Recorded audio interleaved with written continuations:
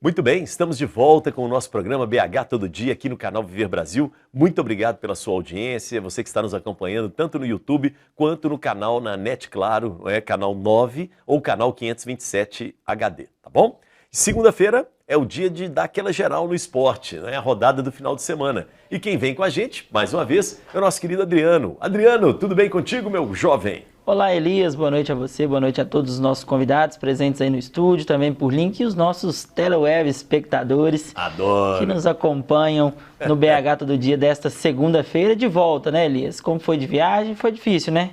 Não foi fácil não, mas a gente supera as dificuldades, né? A vida é para isso mesmo, a gente tem que matar um leão por dia. Nesse fim de semana, Elias, a rodada do Campeonato Brasileiro não foi tão boa para as equipes do futebol mineiro. 2 derrotas e um empate. O Atlético se saiu mais ou menos bem dentro da circunstância, conseguiu um pontinho no Mineirão. O jogo foi no sábado, Elias, enfrentando a equipe do Santos dentro do Mineirão, jogo às 19 horas, e o Atlético empatou. O Atlético, na verdade, Saiu Elias, na frente, né? É um prognóstico dos 3 times mineiros. Criam muito e finalizam muito mal. Criam muitas chances durante o jogo e não conseguem reverter o placar em 2, 3, 4 gols, igual a gente vê as equipes. Por exemplo, o Palmeiras goleou o Botafogo na última quinta-feira, criando muitas jogadas e guardando essas bolas lá na casinha, Elias. Os times não têm guardado. O Atlético saiu na frente, a gente vai colocar os gols aí na tela. Acabamos de ver, já gol vimos do aqui. Savinho, né? Isso. Aos 6 minutos do primeiro tempo, e aí o Atlético tomou o gol no final do primeiro tempo, no final do segundo tempo, e passou ileso de um gol, porque o goleiro Everson fez uma grande defesa no finalzinho, a bola bateu na trave. O Atlético, nesse início de campeonato, não é também terra arrasada, né? Mas a equipe tem conseguido alguns resultados que lá na frente esses pontos fazem falta. No geral do campeonato, a equipe está em 6º lugar, né? Com 17 pontos. Domingo enfrenta o Flamengo, um grande clássico do futebol brasileiro, reencontrando o Flamengo. As duas equipes já decidiram a Supercopa do Brasil no início do ano. O Atlético saiu campeão, e aí as duas equipes vão jogar domingo no Mineirão às 4 horas da tarde, Elias. Adriano, eu vou te dizer o seguinte, o Atlético não perdeu 2 pontos não, ele ganhou 1 ponto, tá? Sim. Porque foi um sufoco no final, mas é isso. Vida que segue. Vida que segue, chave tem que ser virada para domingo enfrentar a equipe do Flamengo. O Flamengo também patinando, perdeu para a equipe do... Perdeu nesse fim de semana para a equipe do Internacional, né? 3-1 no Beira-Rio. Quem diria o Mano Menezes, hein, meu jovem? Pênalti polêmico também. Mano Menezes, time dele ganhando com mais de 1 gol, 2 gols, é raridade no futebol.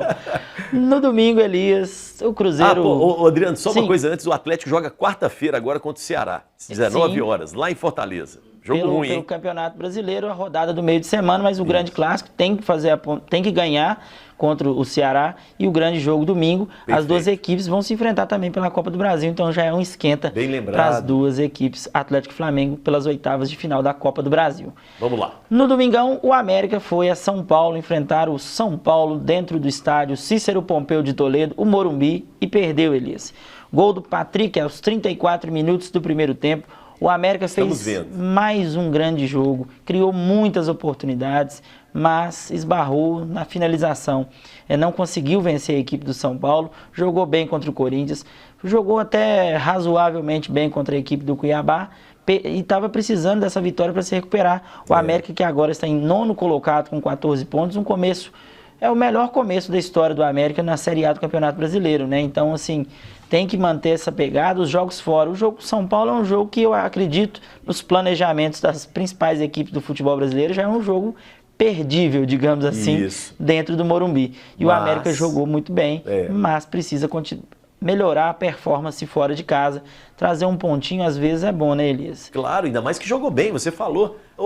Adriano, no lance do gol ali, a gente vê claramente o Jailson, goleiro do América, ele fica pé da vida, ele soca o chão, tipo assim, pô, como é que tomamos esse gol agora, né, em cima da hora, assim, jogando bem como a gente está. Então, não pode vacilar. E sempre no final de tempo. O América gosta de tomar gol no final do primeiro tempo, no final do segundo tempo.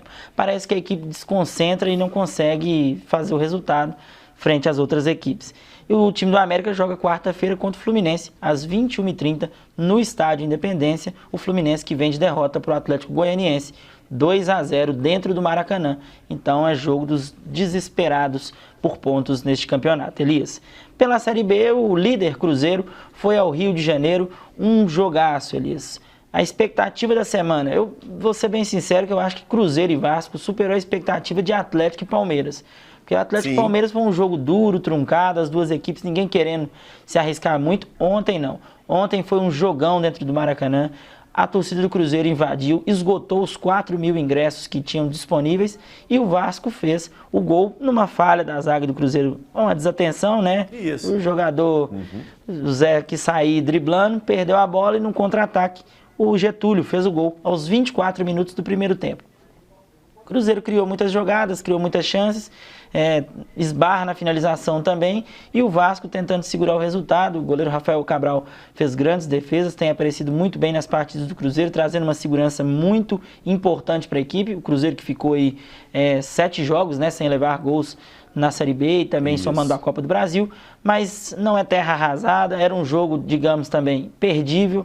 Maracanã lotado, a torcida do Vasco batendo o recorde, mais de 60 mil pessoas no estádio, e o Cruzeiro em primeiro lugar com 28 pontos, joga na quinta-feira no Mineirão, às 18 horas, contra a equipe da Ponte Preta. Precisa se reestabelecer, manter os pontos, recuperar esses pontos, né, para se manter ali na frente. O Bahia está na cola, o Vasco também está na cola, mas o Cruzeiro continua aí a sua batalha em busca da Série A do Campeonato Brasileiro. E foi muito bonito ver a festa no estádio Maracanã, o templo do futebol brasileiro. Elias? O Vasco está invicto, o Vasco, né, também tem uma equipe em termos de Série B muito boa. Agora é interessante, né, Adriano, como é que um jogador experiente às vezes faz a diferença. O Nenê, né, numa bola, ele coloca dentro da área, na cabeça do jogador do Vasco. Então, temos que respeitar também, né? Sim, e a desatenção, né? O Cruzeiro ganhou do CRB na quarta-feira, Elias, com um gol. O segundo gol foi um contra-ataque. Uma bobeada do jogador do CRB que ficou pedindo uma falta, o Cruzeiro fez um contra-ataque com 3, 4, 5 toques, finalizou e guardou a bola. Foi o que aconteceu ontem. A saída de bola errada do Cruzeiro, um contra-ataque do Vasco, e aí a bola na pequena área, o Getúlio cabeceou sem chances para o goleiro Rafael. Então são essas pequenas desatenções que decidem os grandes jogos, Elias. Muito bom, legal demais. Fechamos por aí, Adriano? Fechamos por aqui, um abraço e uma boa semana a todos. Tá bom, valeu demais. Obrigado, Adriano. Tchau, valeu, tchau. Muito bom. Eu vi você, Bárbara, meio que acompanhando o futebol aqui. Você gosta? Tem time de preferência? Cruzeirense, né? Sofrendo. Passando raiva. Mas já passou mais raiva, já tá melhor, né? Todo time que eu escolho eu passo raiva. Eu gosto muito de Fórmula 1 e sou mercedista. E tô passando raiva com a Mercedes esse ano. Eu só passo raiva. Deixa eu aproveitar e colocar o Igor também no papo. E aí, Igor, futebol, né? Tem algum time de preferência? Como é que é? Gosta de futebol, Igor? Cruzeirense azul até morrer. E passando raiva, né, Igor? Isso, mas é o que eu falei com ela, melhorou, né, Igor? Vamos e convenhamos, né? Estão passando raiva. Não, vamos e convenhamos que a liderança da Série B tá lá, já tá me alegrando, já tá me dando esperança de voltar para a Série A com um time competitivo. Muito bom, estamos falando de líderes, né? E aí eu vou aproveitar, Igor, que você falou a questão do líder com amor, que talvez isso possa, né, a quadrilha, o trabalho que vocês fazem, possa sensibilizar, possa ser algo importante para um líder, por exemplo, empresarial, um líder político. Vamos saber da Bárbara, né? Bárbara, e essa parte, né, e aí eu já passo para o social também, a questão do ESG. Vamos falar um pouco disso, assim, para o nosso telespectador e telespectador internal. Essa sigla nova que veio, né, que aí em português, que é a parte social, ambiental e de governança das empresas, né, tem tido muita discussão, né, porque são algumas exigências que têm vindo do mercado, né, para você ser uma empresa mais sustentável, uma empresa social com diversidade, né, e com governança principalmente. E o consumidor está de olho nisso, Exato, cada vez mais, né? Cada vez, e assim, muitas vezes as empresas enxergam isso como algo que vai gerar mais custos, né? Isso. E pelo contrário, o que a gente tem visto é que as empresas têm apresentado, as empresas que têm adotado ESG apresentam mais lucratividade porque mitigam mais os riscos.